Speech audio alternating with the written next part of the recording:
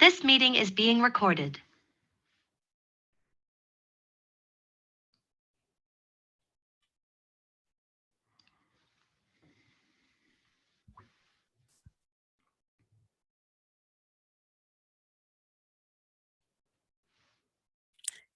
Hello, everyone. We're delighted to have you join us today. I'm Gail Brechting, the president of the Association of Concert Bands, and it's my pleasure to welcome you to this installment of ACB Connects. These sessions are sponsored by ACB, an international nonprofit organization whose mission is to foster excellence in concert band music through performance, education, and advocacy. We have a few housekeeping items. ACB Connects is being recorded. Today's session will be archived along with other previously recorded sessions on the ACB Connects page of the ACB's website. We welcome your questions.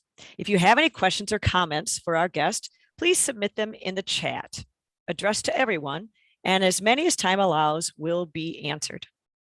With us today is the very well-known composer and arranger, Paul Murtha. You will learn more about him in this session. Our moderator today is retired Colonel Tom Rotondi, whose 34-year military career in the United States Army culminated in serving as the 8th leader and commander of the United States Army Band Pershing Zone in Washington, D.C. Welcome, Tom and Paul. Great, thank you, Gail. And let's see if we can bring up Paul here with me. And hey, Paul, how you doing? Good to see you. Good, Tom. Good to see you. Thank you, Gail. Welcome.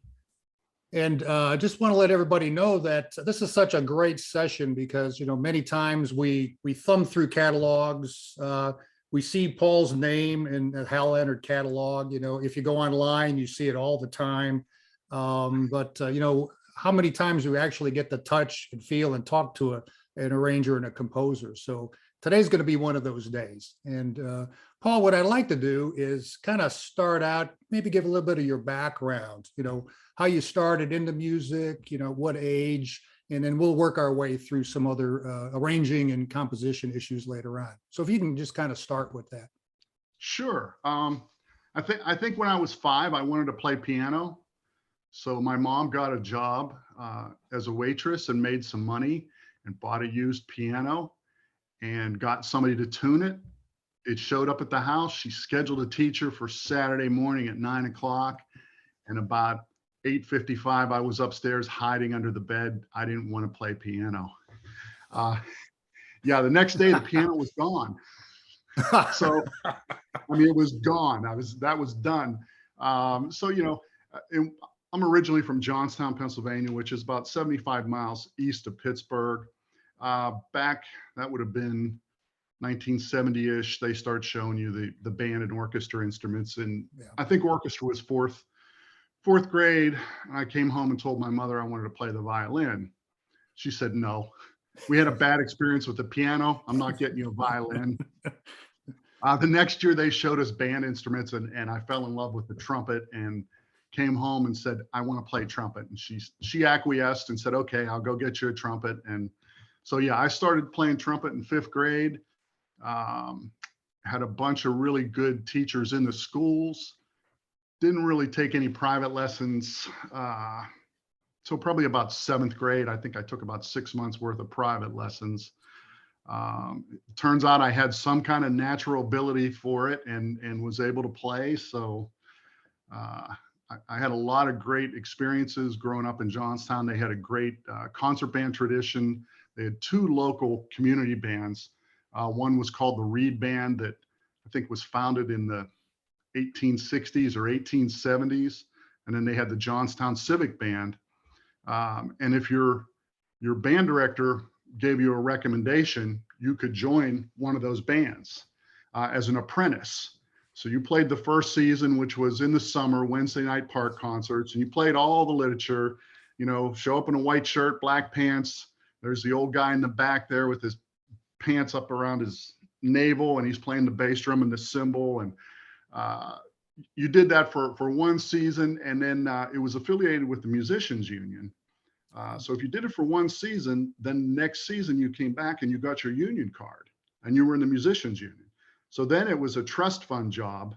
I think it paid $17 or something in probably 1976.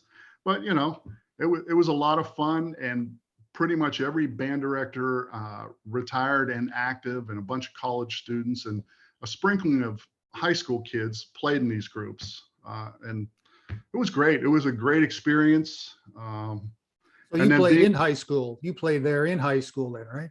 Okay. Yes. Yeah. My 10th grade year, I got a recommendation. And then in 11th grade, you know, the next season, I got my union card, and then I was able to go do like real gigs Nice. with, Nice. you know, my local junior high band director, my high school band director, and I would be in the trumpet section in these dance bands, and got to play with the Ice Capades, the ice shows when they came into town. Yeah, they put me on third, but it was still a great experience.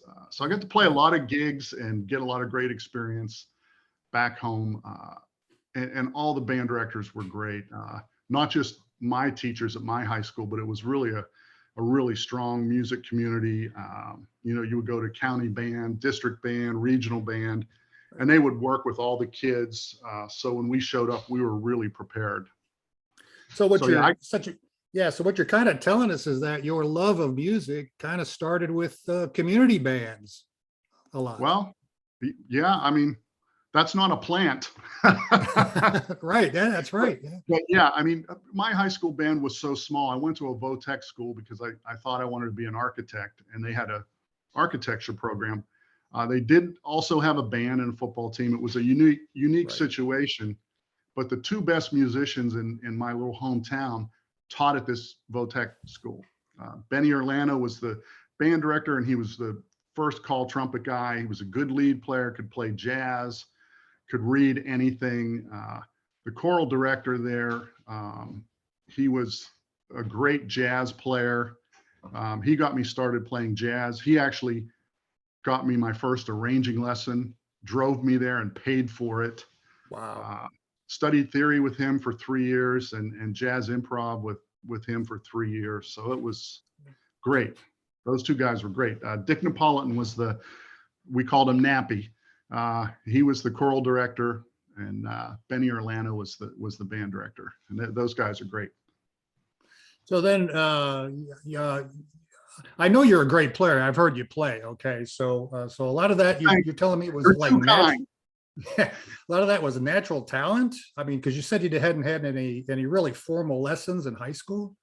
I had you know, the beginning lessons in Right. 5th grade, where you go through the Rubank book, and then the Bellwin right. red, blue, yellow. I don't even know if they still have those. Yeah. I had those lessons in 5th and 6th grade in school. And then 7th grade, I had lessons for about 6 months. They cost $2 a half hour. And my parents were not enamored with the fact that I was enjoying playing the trumpet and possibly thinking of going that direction. So at some point they cut my allowance, and I could not afford that $2 lesson. So the next time I think I had some lessons was probably my senior year, because I realized I was going to go to school for music, and I had better just check a few things before I Right. start knocking on doors. Right. Yeah. So did you write your first arrangement before you even got to college? Oh yeah. I wrote an arrangement in 7th grade. Okay. I don't know why I thought I could do that. I had no music theory training. I didn't know transpositions. I didn't know there was a bass clef. The only thing I knew about harmony in 7th grade, you know, I was a junior guy, so I'm playing third cornet, and I knew the guy or gal who sat next to me and maybe played second was a third higher than me, and the first part was maybe a third higher than that. So I just thought that was harmony. So no harmony ideas, no transposition, no idea what the bass clef is, and I wrote an arrangement, and I wrote it off of. Do you remember John Edmonds' Funway band method? Yep. Back in the Right. day? I mean, Yes. and it was just melodies to pop songs. So I Right. had the trumpet book, and it had the Chicago song 25 or 6 to 4. And it just had that melody. Da, da, da, da, da, da, da. That's it. No chord changes, no nothing. So I took that and I wrote a part. Then I wrote a part a third above it. and a part of third, about just stacked diatonic thirds. And I brought it in. I was in group lessons in 7th grade. If you had a free period, they grabbed whatever kids were available. So I brought this chart in and I announced to the instructor that I had written an arrangement. And he looked at me, he goes, "What?" And I said, "I wrote an arrangement." He goes, "Well, pass out the parts." And then he said, "You have to conduct it." I'm like, "I don't know how to conduct." I can just remember him saying, floor, window, wall, ceiling, floor, window, wall, ceiling. So I did that and they played it and it was god awful. I mean, if you can imagine, I mean, it was debilitating. You know, I thought I knew how to do this for some reason, and it was really obvious that I didn't. So I collected the parts. The next period was full band. So I went up there and I sat down, and there was a young lady who sat right in front of me. She was on second cornet, and she also played organ. And I had this stack of papers, and she said, "What's that?" And I said, "Well, I tried to write an arrangement." She goes, "Really? How was it?" I said, "Awful." And she said, "You know what? You probably need to know what chords are." And she pulls out this organ book that was under her chair, and she tore off the back page, and it had, you know, C, C minor 7, C9, all these things. She said, "You need to learn these." So I did that, and I started, you know, I talked to my band director in 7th grade, and he says, "You need to learn the instrument transpositions, all that stuff."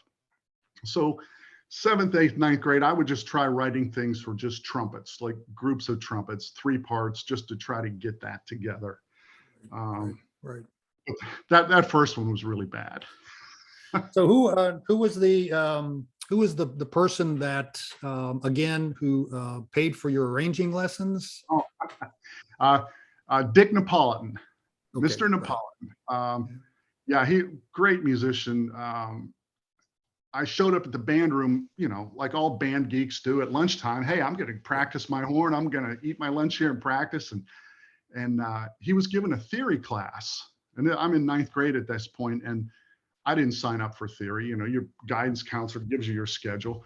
I'm like, oh, that seems like something I should know. So I asked him if I could just eat my lunch there every day and just watch. And so he gave me a book. He says, "Yeah, you're taking the class. It's not for credit. You're here." So I did that. There were 3 kids in the class that year. The next year it was me and one other guy. In my senior year, it was just me and Mr. Napolitan. So I had 3 years of basically private music theory instruction. And when I showed up at Duquesne, they used the same book for freshman theory 1 and 2 that I had already been through. But I decided to go through it again because their guy was really good and I might get a different take on things. But yeah, I started bringing in little arrangements for like the jazz band, maybe 8 bars, 12 bars or something. And he would look at them and finally says, "I know a guy." And I said, "Well, my parents aren't going to pay for that." And he said, "Don't worry about it." So he calls the guy, makes the appointment, says, "I'll pick you up at your house Saturday morning, 10 o'clock. He dropped me off at this guy's house. He paid for the lesson. The lesson was $5 for an hour. You know, this was an arranging lesson. This is a whole different level than trumpet. Right. But yeah, he paid for my first lesson, and I went every Saturday morning, 10 o'clock. Let's see, that would have been, yeah, I think two and a half years I did that. Okay. And the beauty of that was it was jazz arranging. And I would go in there and we would listen to different recordings, Kenton, Woody Herman, whatever. And he would talk about different ways to voice a jazz band and to tackle a chart. And then he would give me an assignment like, okay, go home and write 12 bars of 5-way saxophone on this tune. And the beauty, besides our local concert band situation, which was great, all these band directors had a big band, rehearsal band that rehearsed Monday nights right across the street from this guy's house in a church basement. So I'd get my assignment Saturday morning, go home Saturday night, Sunday, work on it, and then I would show up at the rehearsal. And it's all the band directors in the 2 or 3 county area. And it's a really good band. That's a whole nother story. But I would sit there with my cassette recorder and my chart, or 12 bars or 16 bars, whatever it was, and wait till the end of rehearsal. And they say, "Okay, kid, pass out your chart." and this was their night out. I don't think all those guys were thrilled about having some kid hang out there. They might have to tone down their language and the way they interacted. But I would pass it out and run the band. So I would get instant feedback from those guys like, hey, this doesn't lay well, or if my copy work perhaps wasn't great. I was threatened one time by a salty old dame who's since passed. Her name was Agnes McConaughey. She was a great clarinet player, and she also would sub in this group on Barry sax. And I remember putting a piece of music in front of her, and her head snapped around. She goes, "Don't you ever put anything that looks this bad in front of me again. You're going to embarrass me. I can't read that." So, tips from the drummer. Like, I had written out this drum part, that I thought it was a masterpiece, every note. And he says, "Nobody's going to read that. Give me the first trumpet part. I can see the whole chart. I can see where the hits are." Just stuff like that, that they would give you instant feedback. And that went on for about 2.5 years. This band was really good. They would bring the Stan Kenton band in every year to Johnstown. And my teacher would write a chart for 2 big bands, the Kenton band and the Johnstown Jazz Workshop, and they would both be on stage at the same time. So our local band would play a set, Kenton's band would come out and play a set, and we'd get to meet all those guys. And then they would play a piece together, which was super cool. Yeah. Well, what's really kind of neat about your situation is that, there's a lot of people out there, even college kids that are, in arranging classes and things like that, and they hardly ever get their pieces played, or they don't get feedback that quickly like that. Yeah, you're right. Well, I went to Duquesne University, and I had advanced theory and orchestration with Joseph Wilcox Jenkins. You guys probably all know him.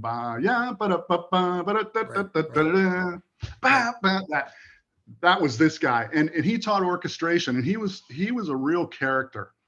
But we had I don't know if it was the Kent Kennan book or something. It was a book and a little workbook, and there were exercises, and there were about 15 of us in the class.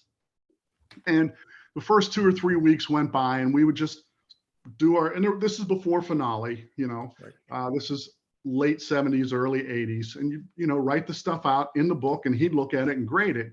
Well, one time after class, I went up to him and I said, "Hey, wouldn't it be great, since these are all small groups, if we could get, we're writing for a saxophone quartet. Can we get 4 players to come in and play these charts? Could we get a brass quintet, on and on? Can we get a string quartet?" He goes, "Oh, that'll never happen. That's too much work." And I said, "You know what? I'll take care of that. Is that okay?" So I took that on, and then we got instant feedback because I knew how valuable that was. Nice. But that was a lot of fun. So you went to Duquesne, excellent Yes. school, by the way. And I was going to ask you about Joe, and you did tape with Joe, so that was great too. Yeah.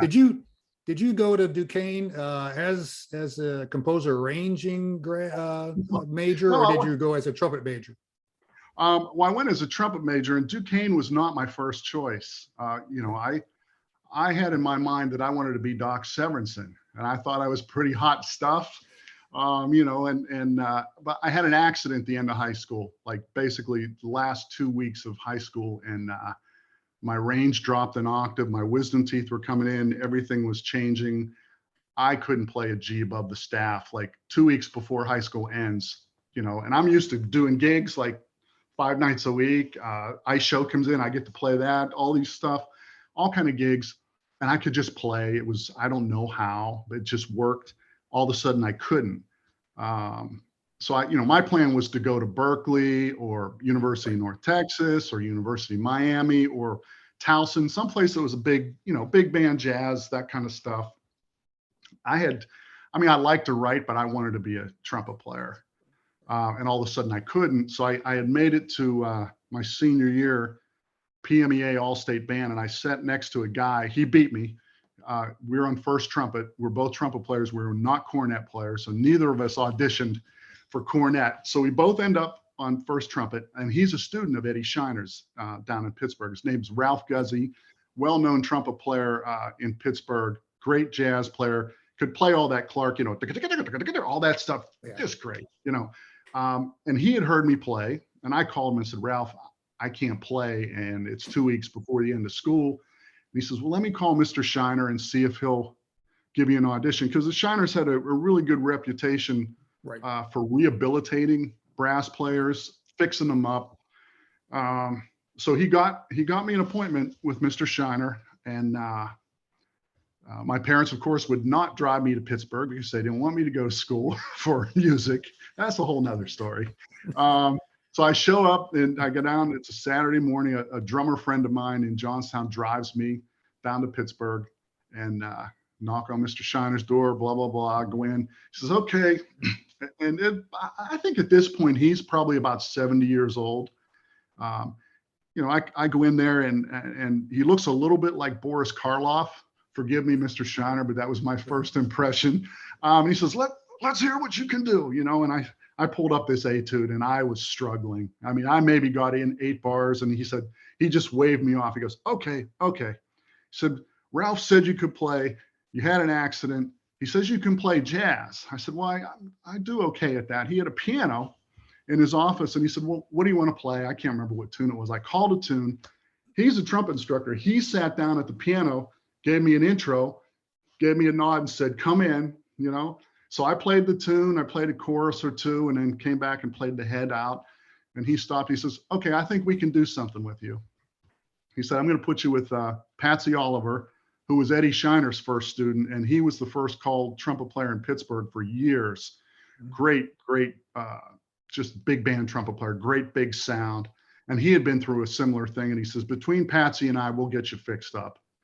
And it was starting from ground zero.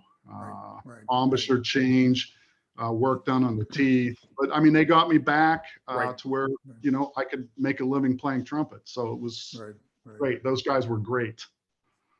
Yeah, if you're a brass player, especially trumpet player and trombone player, you know about the Shiner brothers out of Pittsburgh, and the incredible work that they did with folks, musicians, brass musicians, to get them on track again. So nice, very nice. Yeah. So this was you had Eddie Shiner, correct?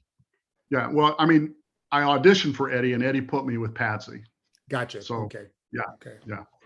So then you got out of Duquesne, Yes. and I made you obviously were still playing and writing in Duquesne. But what did you do right out of Duquesne then, right out of college?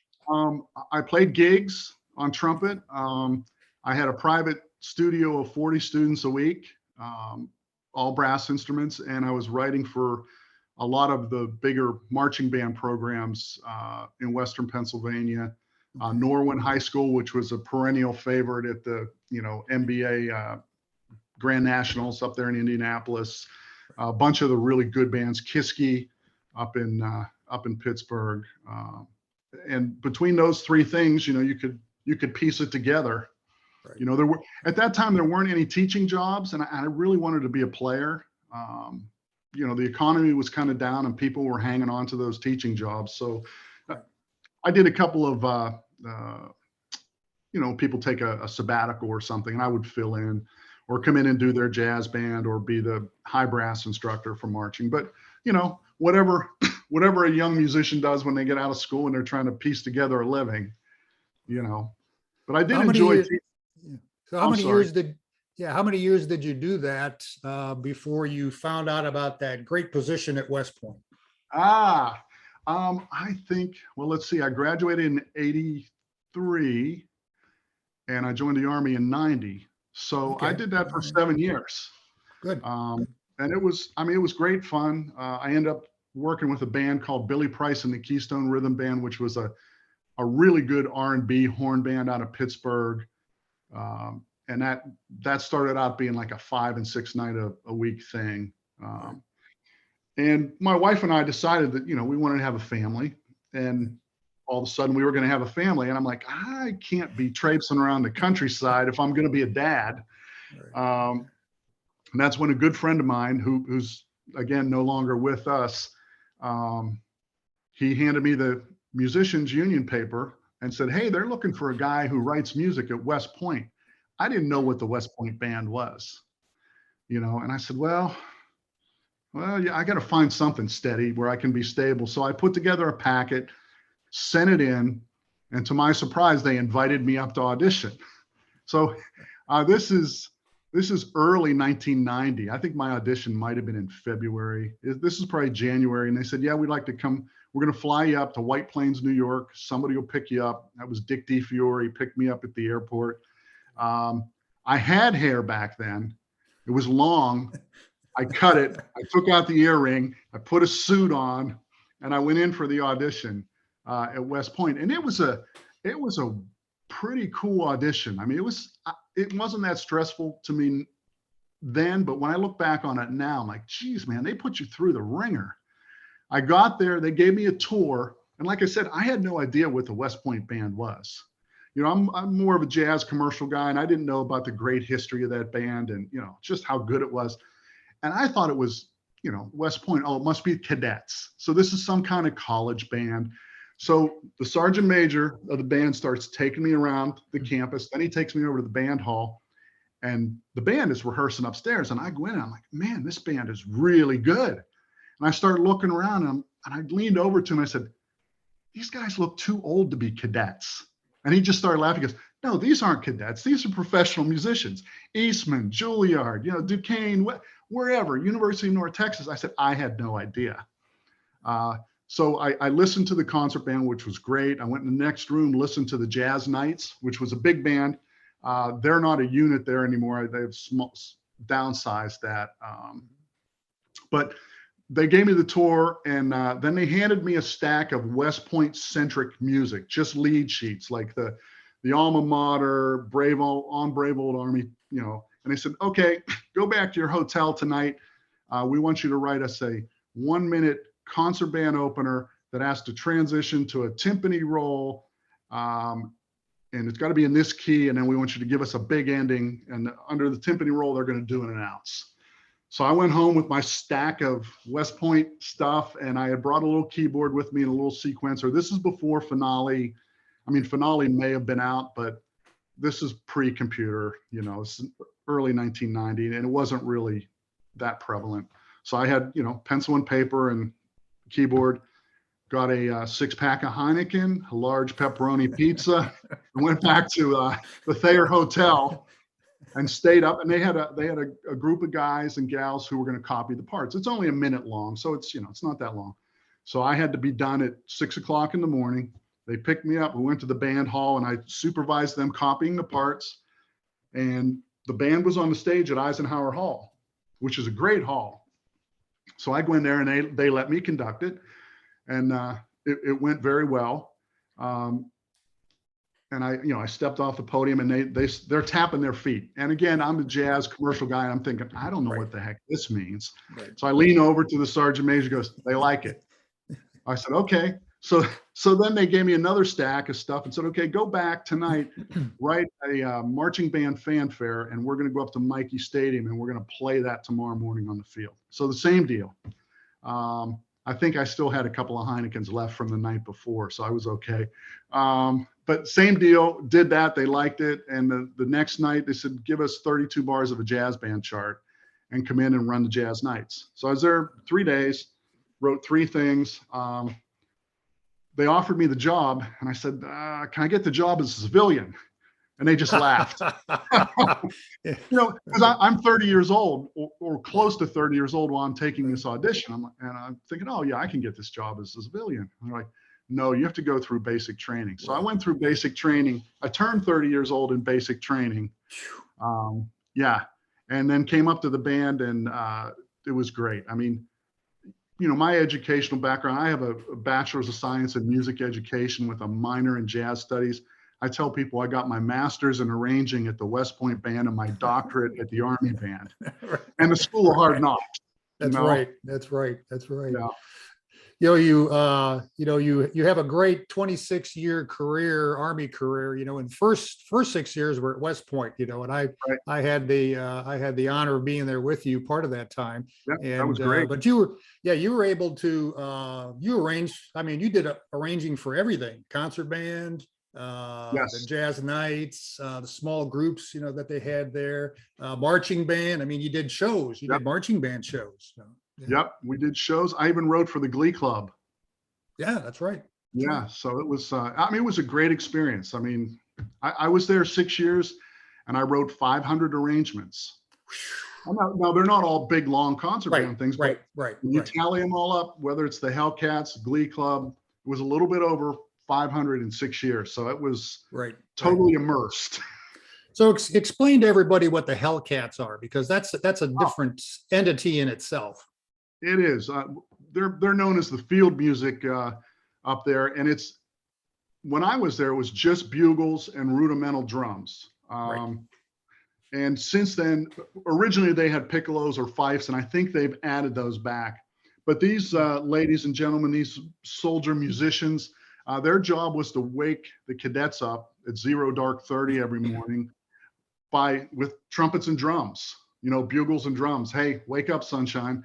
And then they would march them to get their breakfast and get them set out into the classes. And I think they marched them to lunch. They probably marched them back to the barracks. I mean, it was a weird, odd schedule, but a lot of really great trumpet players, great rudimental drummers, Dominic Caccia, guys like that. I mean, Right. yeah. And the bugles, yeah, go ahead. I think the bugles were B flat and F, right? Yeah. Right. Yeah. There were two valve bugles, two rotary valve bugles, and Yeah. I believe, yeah, and so tell us the story about Hellcat Concerto. Oh, well, we just played that down here with the Wilmington Symphonic Winds. You remember Steve Luck? He was a Hellcat, and then he was in the concert band up there. Well, he lives in Wilmington, and he and I play in that group up there. They did a program this past weekend called Rise. That was the theme. They have a great conductor, a guy named Dominic Talenka. Really good, very musical guy. Pleasure to work with. But he put this program together and he called me, he says, hey, I'm doing this thing about Rise and trying to, make these connections with the word Rise. He goes, I saw the Hellcat Concerto. What's the deal? And I said, well, that would be perfect for this group. So we played it, but the deal on that was Colonel Doobie was my boss, Frank Doobie, Right. Lieutenant Colonel Doobie. And I think I was at West Point about 1.5 years, and they have a concert every year where the cadets finish some kind of training out in the woods maybe, and they bring them down and do a nice outdoor concert, and they get to wear their nice uniforms instead of their BDUs or whatever. And he says, hey, I want you to do a thing based on just bugle themes, but make it cool, make it different. I'm thinking bugle themes. There's nothing to work with there. And he says, oh, by the way, the concert's Sunday. I think it was Wednesday. Yeah. And I just looked at him. I said, sir, I don't think I can do that. And he goes, oh, sure you can. And he just turned around and walked out of the room.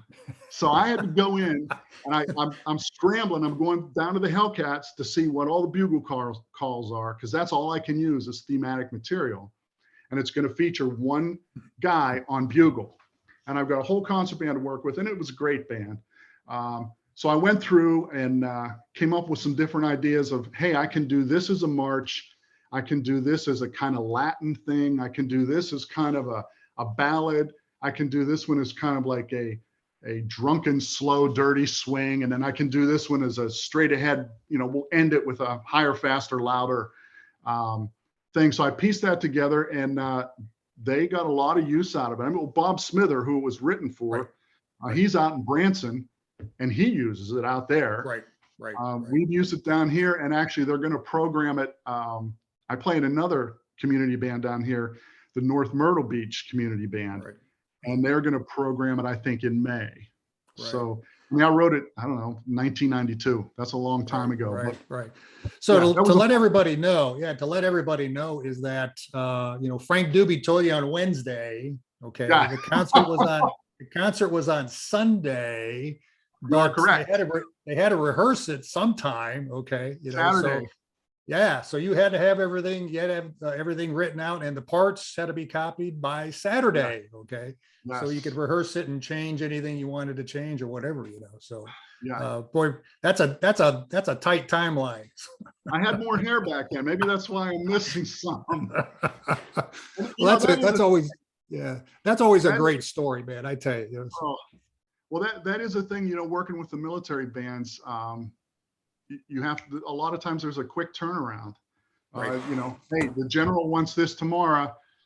He's going to review the cadets on the plane, and this guy's coming in, and this is his favorite song. We want to play it. Right. That's right. So That's right. That's right. yeah. So we're gonna move now from West Point Mhm. to the Army Band in Washington D.C. Pershing Zone. So how did you get that position? Well, let's see.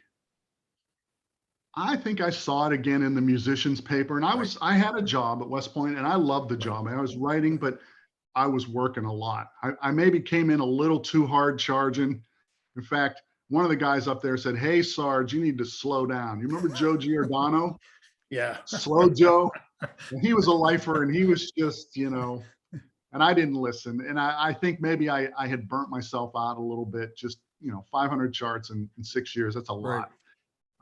And I really wanted to be somewhere, like at West Point, I was the only arranger, and I wanted to be somewhere where I could learn from some other people. And I knew the Army Band had a position for 3 arrangers, and they had an opening. Jim Kessler was retiring. Right. So I heard about it, and I sent a packet in to Mark Taylor, and he invited me down. And I came, I sent a cassette thing and a bunch of scores, and he said, "Yeah, we'll bring you down." So I figured I was going to go through the same thing I went through at West Point, and it wasn't that at all. He met me at a Pizza Hut in Woodbridge before I even went to the Army Band proper, and we had a pitcher of beer and some pizza, and again, pizza and beer. And he looked at the charts that I brought down. He goes, "That looks pretty good. You want the job?" I was like, "Don't I have to go through?" No. Do you want the job? I'm like, "Yes, I want the job." So I later found out that I was supposed to ask my commander, who was Colonel Dietrich at the time, if I could take the audition. I kind of skipped that stuff. I just didn't know. Like, "Oh, I could take this audition." Yeah, but he was fine. He was a great guy to work for too. Right. He always gave me enough rope to hang myself. But yeah, so that was my audition there. He offered me the job, and then the next day I came and took a tour of the building, and I think Colonel Shelburne was still there, and he was the commander at West Point, who hired me there. Right.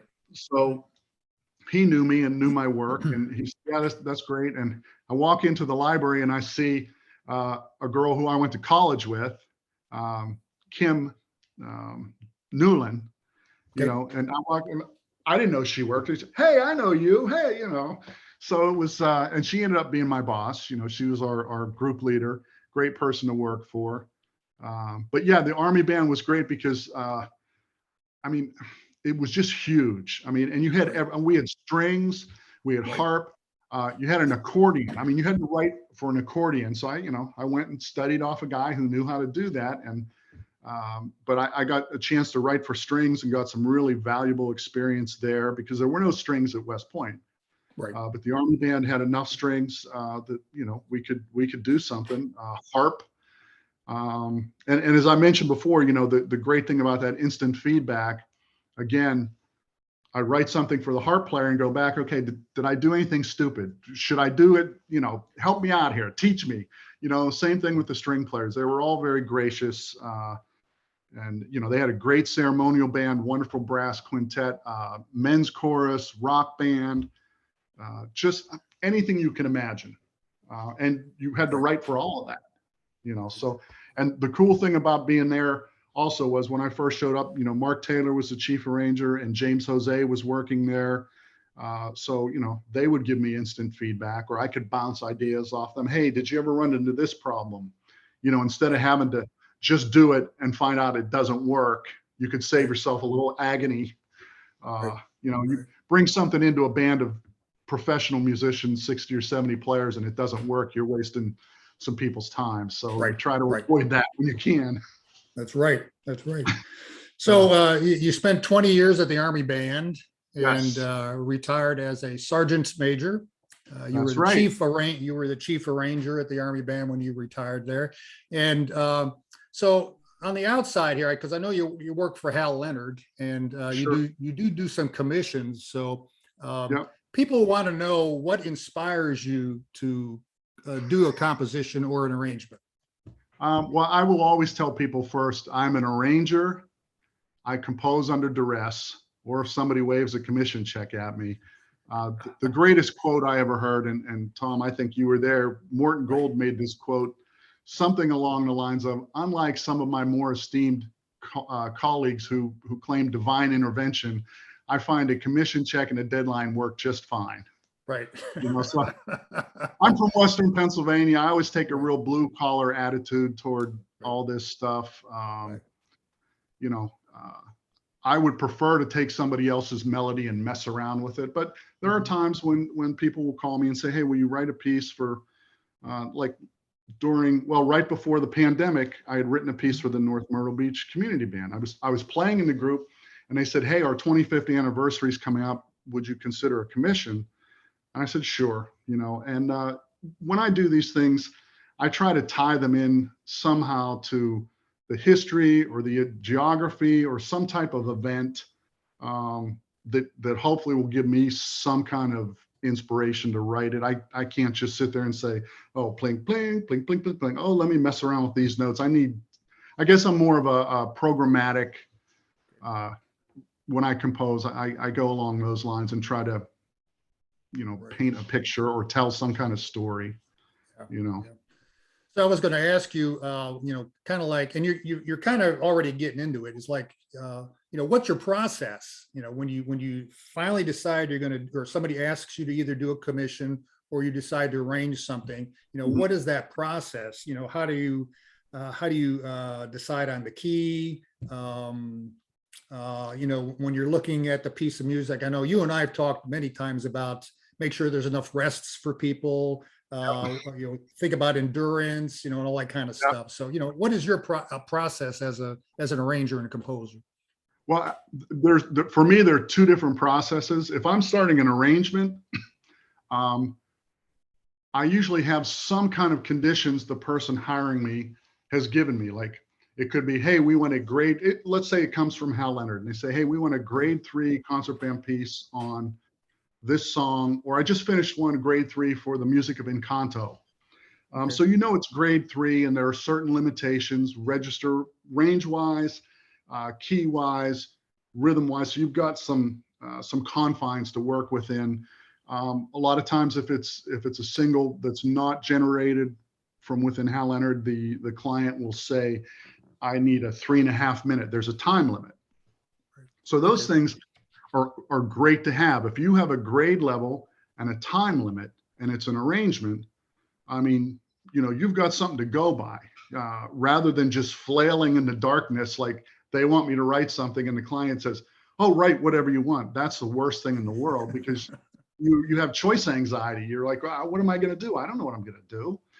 So the arranging thing, you get those guidelines, grade level, length of piece, material you're going to work with. And then, if it's a single, you look for the arc of that tune, or if it's a medley of 5 or 6 tunes, you look to make a nice flow or a nice topographical map, start big, bring it down, and we're going to go here, blah, blah, blah. You look for keys that sit well with band instruments, those kind of things. I find that, let's say it's a grade 3. I know that the top trumpet note is, G or A above the staff. You don't want to really beat them up. But if you find the high point of your chart and you get the trumpets in the right tessitura for that exciting part of the chart, the rest of it might just write itself. It might be, okay, well, I've used these guys here, and then, well, I need to give them some rest before I use there. So I've got to use somebody else. It's this whole piecing things together and trying to give everybody something interesting to play. One of the nicest compliments I get, and I get it often, is from trombone players or teachers who play trombone. They're, hey, thanks for giving the trombones a melody, especially in jazz band charts, and so I try to give everybody something interesting to play. And I always look at it from how the audience is going to react to it. I'm trying to take care of the players by not asking them to do things that their instrument is not designed to do. That's called writing characteristically for the instrument. But I also want the audience to be entertained, because if they're not, you got nobody to play for, you got no band, so for me, that's kind of the process for arranging. The composition thing, you'll get a set of criteria, tune it. Well, I'm working on one right now for the Twin City Trumpet Twin City Trumpet Ensemble, and it's 24 trumpets, 3 percussion. And, you know, the guy said, I want something celebratory, 2 minutes long. You know, I want them to know these are trumpets, you know, so have at it. And he gave me a working title, which I wasn't thrilled with, and I won't mention that right now, but that is the title. But I've got a subtitle, and I went in to the geography of the Twin City area and the history of it. And an important geographical feature are the falls, Minneapolis, St. Paul. Right. And I'm looking at the falls. I'm like, okay, I can do something with that. How does that work with trumpets and percussion, and how can I? So that's the subtitle for the work, and that gives me something to go off of. Nice. And then, you know, I know that it's going to be 2 minutes, and I know that they're all trumpets, and there's 24 of them, there's 12 parts. I got to find places to give them a little bit of rest, so when I need them to be cranking at the end, they're solid. You know, so those are kind of things you look at. Depends on the ensemble you're writing for. The grade level is a big thing too. Whether you're doing an arrangement or a composition. Try So not to hurt. you can tell your parents that you did become an architect. Okay. Yes. Well, somebody else has mentioned that to me. Yes. Yeah, you did Yeah. become an architect, Yeah. a musical architect. But There you go. There you go. so in your opinion, what are some of the mistakes you would see with young composers right now? You know, I'm not going to call them. Well, maybe it is a mistake. Or maybe pitfalls of young composers. The 3 come to mind, and I've been asked this question before. Failure to plan. And when I say plan, you just use the word architecture. You know, you've got a piece. And I learned this at West Point. Dick DiFiore, who is a wonderful piano player and a wonderful musician, he asked me early on about my process. And at that point I said, well, I just start and I go. He goes, you're going to paint yourself into a corner, man. You know, it's like if you've ever painted the basement floor and you started at the wrong place and you end up and the floor is all wet in front of you and you're stuck in the corner, you can't get out. That's a bad feeling, especially when you got 60 or 70 professional musicians sitting there waiting for a chart and it's not, you know, so planning it out. And that's that same idea of, okay, this is a 3.5 minute piece. The arc of this thing is this. And even if you just sketch that on a paper, like a topographical map or a cross section of the Rocky Mountains or the Appalachian Mountains, the shape. The other thing is, don't rely on the darn music software to write for you.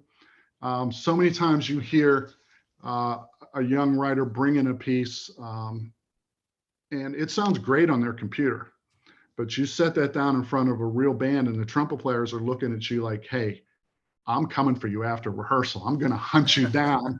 You know, the French horn players, you have to write characteristically. So you have to know what the instruments can do and what they can't do, even on their worst day. You don't want to put people in a bad position. So people who rely on that software, the greatest thing, I heard somebody ask me one time, hey, I just got Finale. I'm ready to start writing. I said, you know, there's music paper and a pencil. You could start there and you make sure you know what the instruments do and what you're asking them to do. So total reliance on that software, that's a problem. Failure to plan.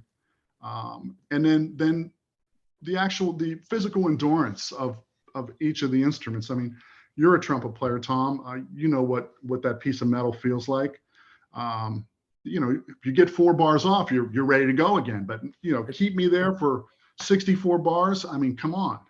So my thing that I often tell people, and I'll have, you know, online students, they'll come and have me look at some of their charts and give them suggestions.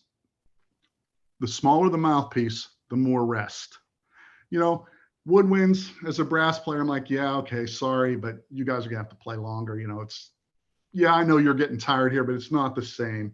Your reed is not getting beat down. And a bigger mouthpiece like trombone, baritone, tuba, you've got more surface area there. So yes, it can be taxing, but it's not the same as a trumpet or that French horn, that small mouthpiece, that small vibrating surface.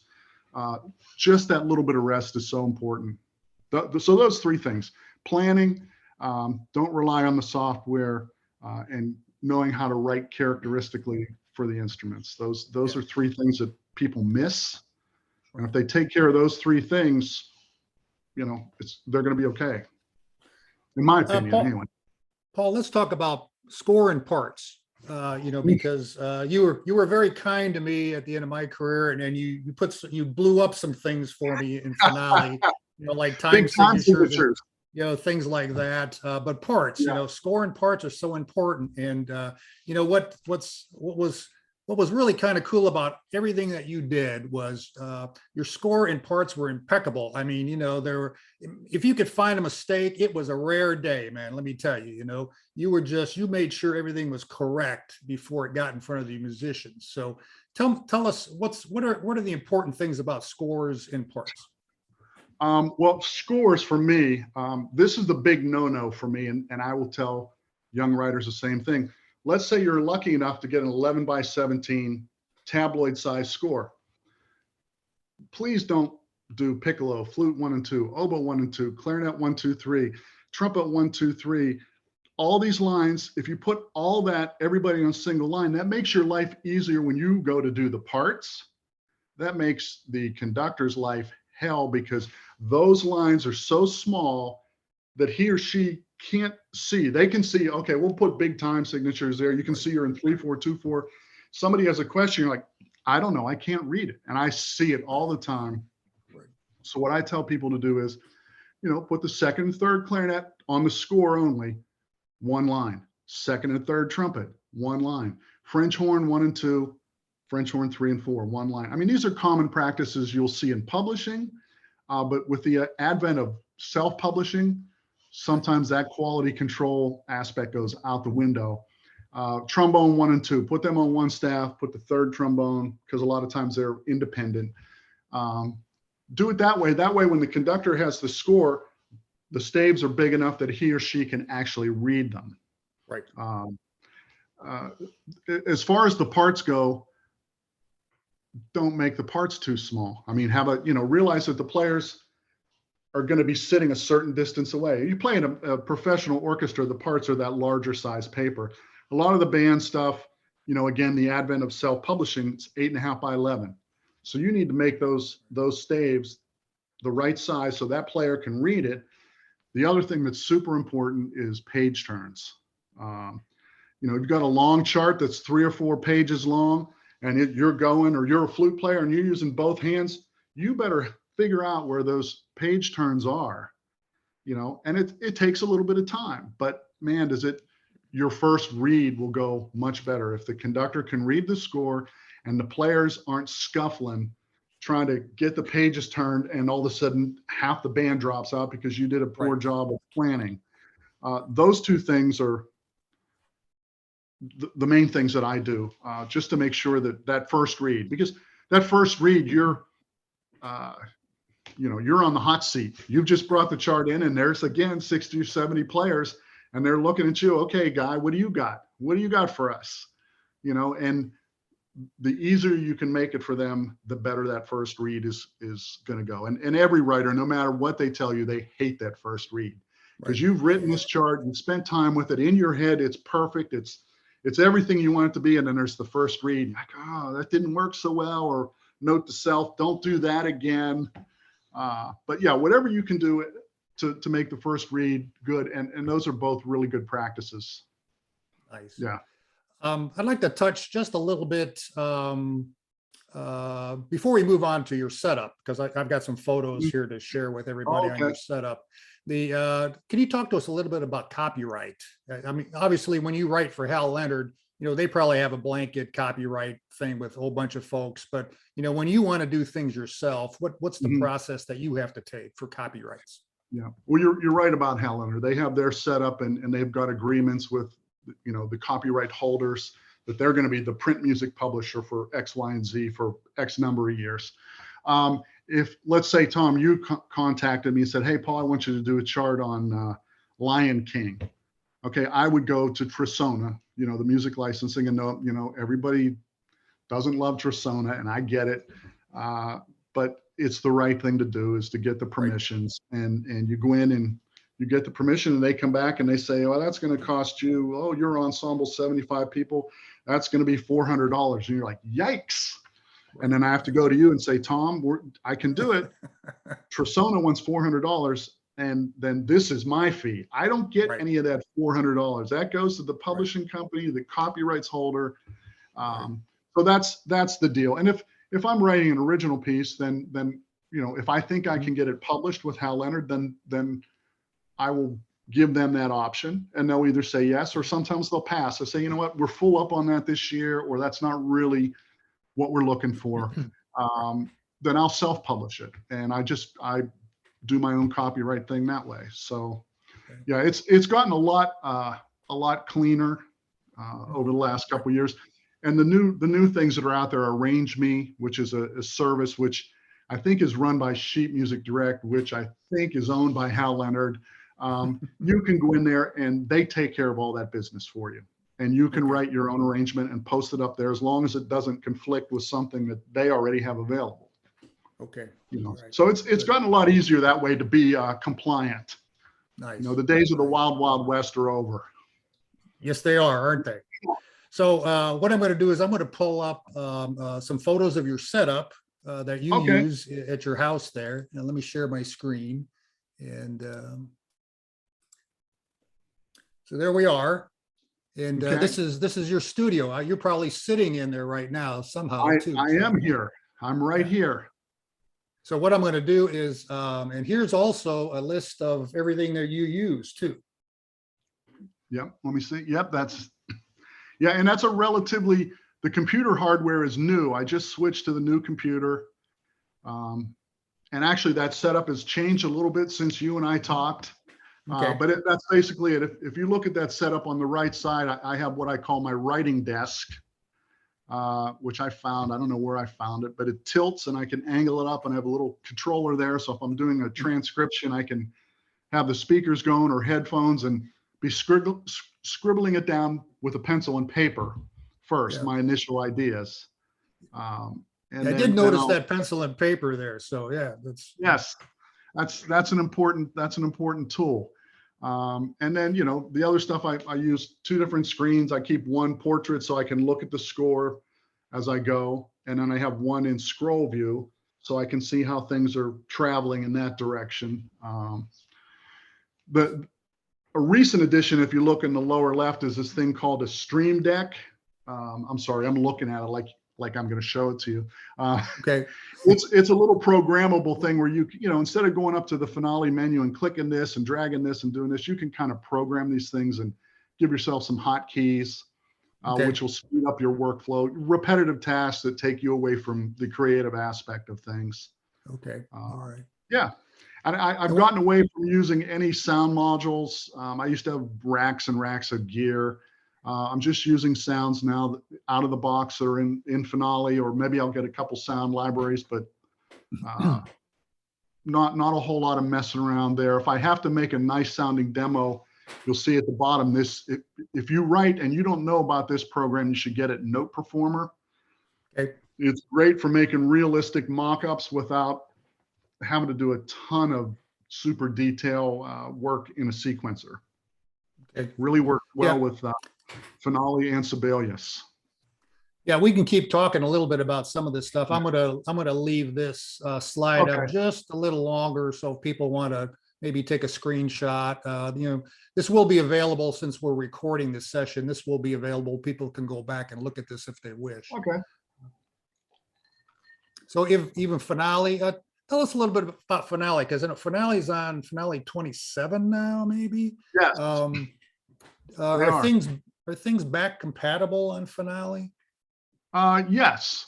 Yeah. I don't upgrade as quickly as some people, just because you never know what's going to happen. And I've usually got a pretty full plate and a busy schedule, and I have to have some downtime before I allot that time to do that, after Christmas, I had bought myself a new computer right before Christmas, tax write-off, New Year, get it in, but under the wire.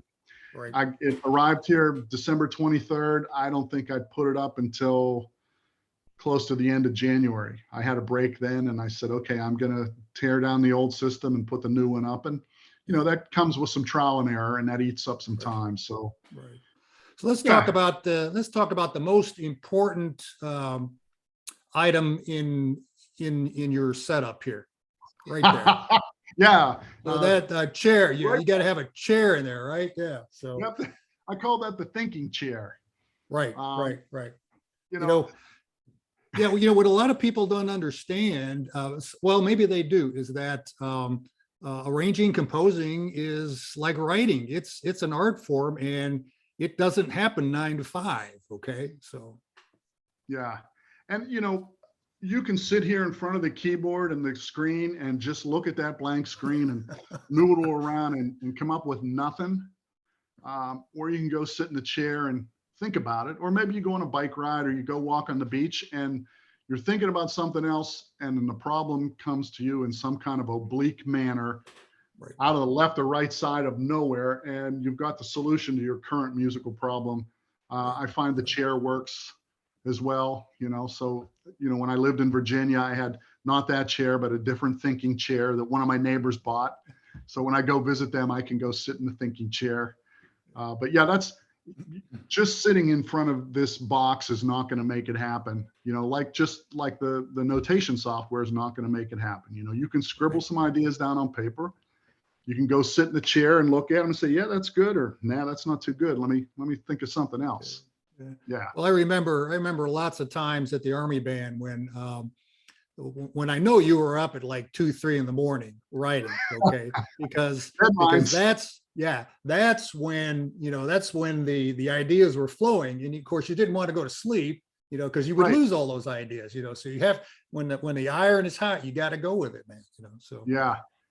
An interesting thing about that is somebody once said, well, yeah, if you do go to bed and you don't remember the idea in the morning, it wasn't that good of an idea. So right. Right.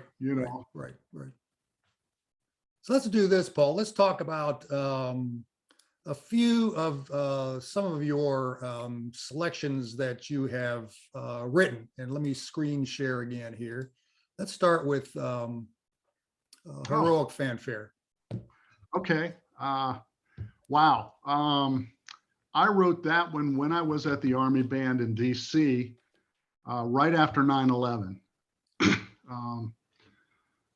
Everybody knows what happened in 9/11, and the boss at that time was Colonel Gary Lamb. Right. And we had a lot going on, and he said, hey, we're going up to ground zero. I'm taking the Herald trumpets up there. Any chance you could come up with something for us to play at ground zero? And, I was at the Army Band that morning. We saw all that stuff in the day room on the big screen. We heard and felt the sounds when the plane hit the Pentagon. So I went home, and over the next, it was probably 2 days, just let some of those things stew, probably sat in my thinking chair, probably got my pencil out and scribbled down some ideas, and came up with this. And the first time it was played was at ground zero, other than the rehearsals for the Army Band, the Herald trumpets.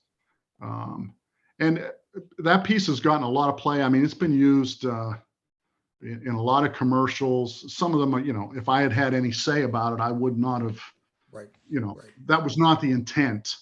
Right. And this fanfare, it starts off with two statements, and the two statements are meant to represent the two towers. And each statement is followed by a big indiscriminate timpani hit and a big bass drum hit, and that's supposed to be the towers falling. And then it changes kind of the feeling, and it's more uplifting and forward looking. And that was the idea of, hey, we're going to come through this and we're going to prevail. We're resilient. So again, for me, this writing stuff like this is programmatic. I have to have some kind of idea, and I don't finish until I get some kind of emotional reaction from myself. Right. If I go through it in my head, I'm like, okay, I can feel this. This moves me. I think I'm done.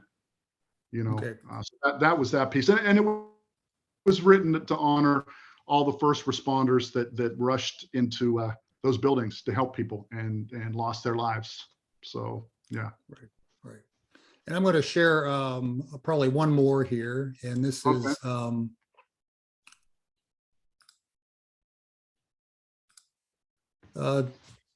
talk to us about Arlington. Arlington. I think that one was written in, I'm going to say 2011.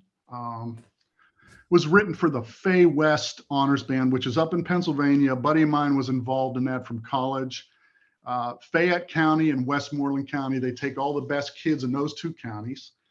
And he called me, said, hey, we have this honors band. It's a really good band. Would you consider a commission? I'm like, sure. So he told me, I think it's a grade 4. And I was trying, Falling Water, speaking of architects, my mother wanted me to be Frank Lloyd Wright. That didn't work out. But that area is where Falling Water, Frank Lloyd Wright's, masterpieces, architectural masterpiece. I'm thinking, okay, let me come up with something and write something about Falling Water. And I started toying with that, and it just I didn't go anywhere with it. And I thought, you know what? I don't know if these kids from Western Pennsylvania have ever seen Arlington. So let me see if I can pique their interest. I mean, they've got the internet. If somebody says, hey, check this out. What is Arlington? This is what Arlington is. And you should know about it.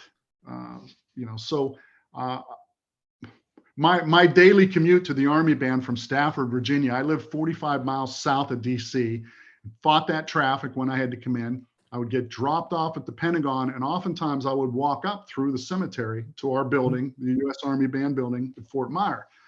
Walking up through that cemetery every morning, it occurred to me the sacrifice that all these people had made, and the idea, I think it's called Arlington, Where Giants Lie Sleeping. And I thought, these people are giants. They're ordinary private in the Army. There's astronauts, there's presidents, there's people, and some of them gave, the ultimate sacrifice. And I am 6 feet above ground.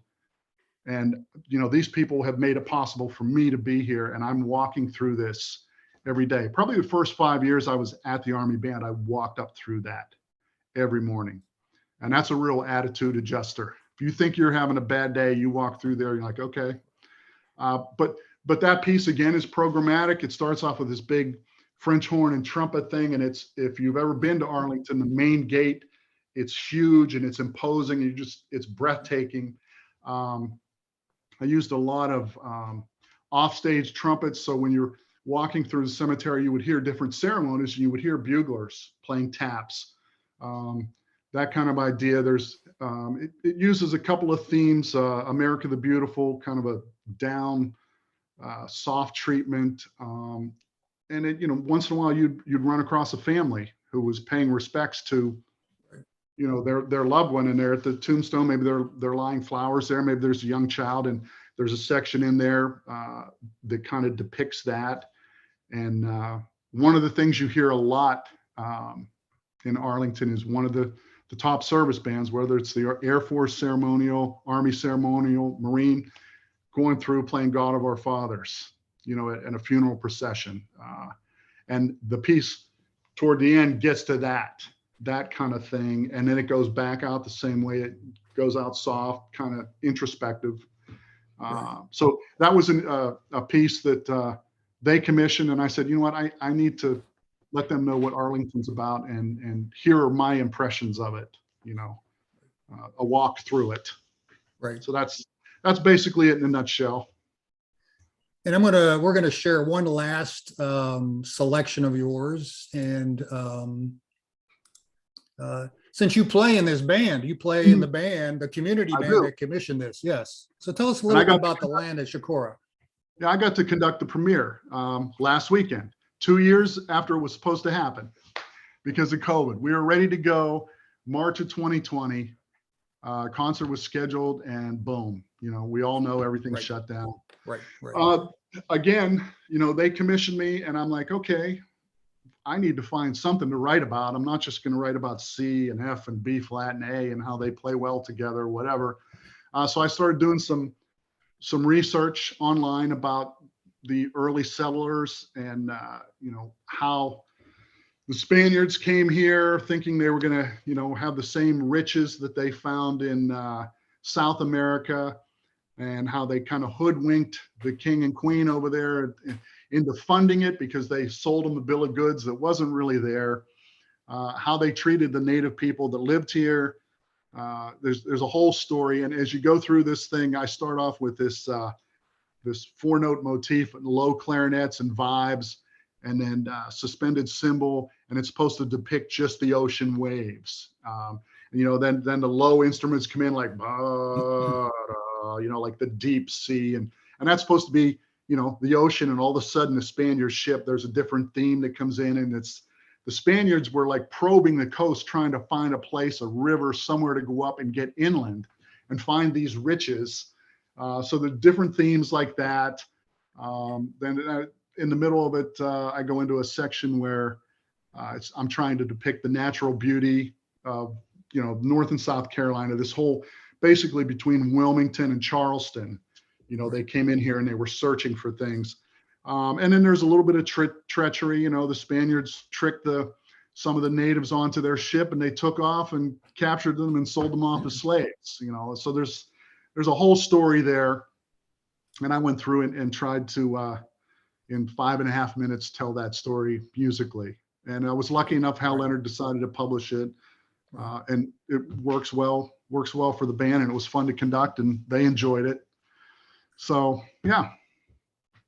So I want to let everybody know that a lot of the music that we talked about today, you can either go to Hal Leonard or even your website here, right? Sure. So this is murthamusicservices.com, and it's in the chat. Your website is in the chat there.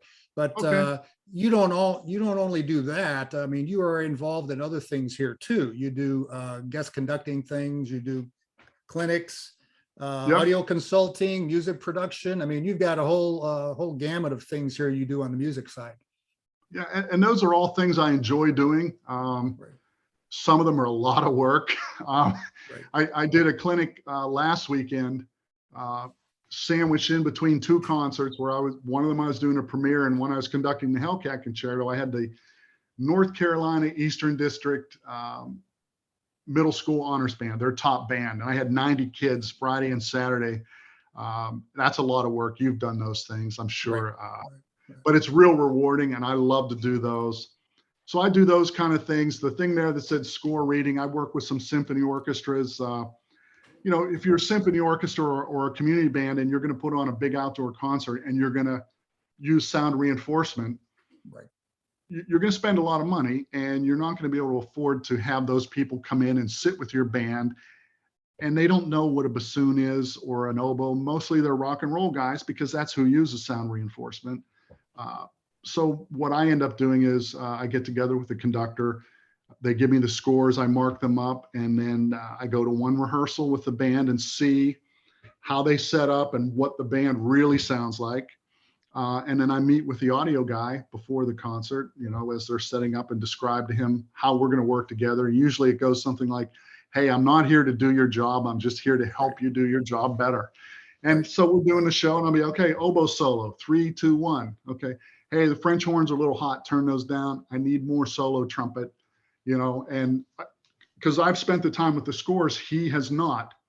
And invariably, they like having me there after the initial, hey, what are you doing here? This is, my domain. right. And I enjoy doing that. That's a lot of work. Production stuff, people, well, you and I worked on a lot of things at the Army Band, and, that's a lot of work too. I mean, keeping track, all that stuff. But if you come out with a good product, it's rewarding. So yes, it is. And I have online instruction listed there just because, during the pandemic, you're not going to have somebody come to the house, and ends up being much more convenient. If I got a guy from Colombia, South America, wants to talk about writing for marching band, I can sit here on the computer and look at his stuff and show him some things. And, I enjoy doing that. Somebody did that for me. So, I can pass it forward.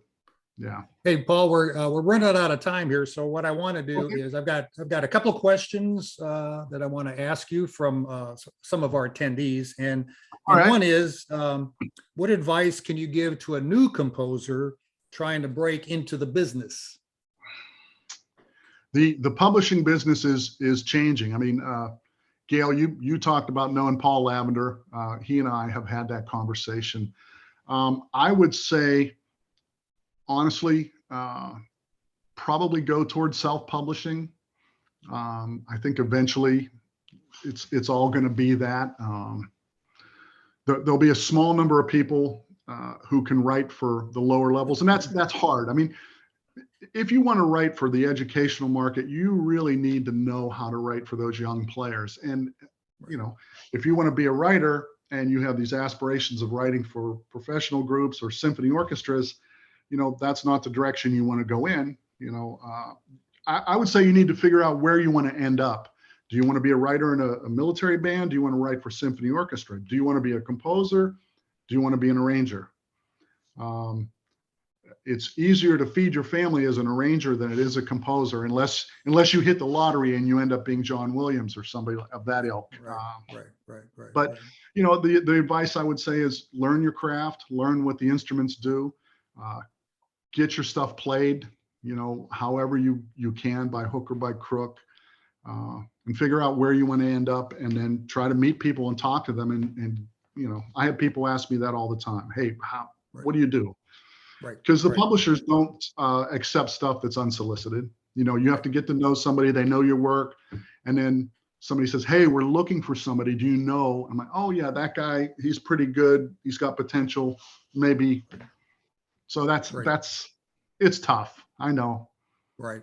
And I've got one last question is, I mean, you've written for all kinds of different groups. So what are the differences in arranging the same piece for marching band versus jazz band versus concert band? Well, let's go from concert band to marching band. Concert band, most likely going to be played indoors, most likely. You have more instruments to work with, more colors. Marching band, more players on fewer parts, immediate impact. Your marching band chart is not going to be your show might be 7 minutes, but the chart is not going to be. And if it's played in the stands, it's got to be a minute 15, minute 20, and you got to make an impact. You got to get in and get out and make an impact. The choices you have for tone colors in a concert band, way more colors and sounds to work with than in a marching band. You can be very effective in a marching band. You just have to know, I've got these 6 colors to work with as opposed to these 20 colors to work with. And the scoring techniques that are going to be effective outside at 40 degrees. You know, jazz band, you know, you've got a rhythm section there. So you can delegate some things that you might give to other instruments in the concert band or marching band to a rhythm section, which frees up your players to do other things, frees them up to have some rest, which is always nice. Yeah. Right. Yeah. So we basically run out of time here, but certainly want to thank you, Paul, for taking your time today to be with all the ACB members that are on the line with us here today. And just want to let people know that you can, if you want to talk to Paul, just email him. You can just go to his website. You can email him there if you've got other questions that you have for him. You and I can talk all day about all kinds of stuff, because we've had so many experiences together too, But listen, thank you so much for spending the time with us today. And we'd all like to give you a digital applause, man. Well, thank you all very much. And I will tell you that the North Myrtle Beach Community Band has just become a member of the Association of Concert Bands. So nice. All right. Yeah. Excellent. Excellent. Yeah. So we're looking forward to that. I thank you guys. And Tom, thanks for the great questions. Great to chat with you. Gail, nice chatting with you and getting to meet you, and everybody who helped put this thing together. Thank you guys. And like Tom said, any of you out there that have a question, just go to my website and there's a big banner that says contact Paul. Shoot me an email. I'll get back to you eventually. Very nice. Very nice. And ladies and gentlemen, with that, let me head you straight back over to the ACB president, Gail Brechting. Thank you so much. And it's really good to hear that they just became members. I'm really glad to hear that, Paul. We're so glad that you could all join us for our conversation today. And we would like to thank our special guest, Paul Murtha, for sharing his story and his music career with us. I'd also like to offer a special thanks to our moderator, Tom Rotondi, and to the whole ACB Connects team. It does take a village to put these on. The upcoming ACB convention will be held in Santa Fe, New Mexico, and it's this May 3rd through the 8th. Registration for the convention is now open. You can find more information about this event on the ACB website. Please join us for a discussion with Robert Musser on Sunday, March 20th at 4:00 p.m. Eastern Time. Registration for this session is also now open. For the links mentioned today and to access all previously recorded sessions of ACB Connects, please visit our ACB website homepage at acbands.org. Also, you'll find information about becoming an ACB member, details on future sessions of ACB Connects, and just a wealth of other resources. We'd love to have you follow us on Facebook, Instagram, Twitter, and Spotify, and to have you subscribe to our YouTube channel. Thank you for being with us today for this special opportunity to form new connections. We look forward to having you join us again right here at ACB Connects.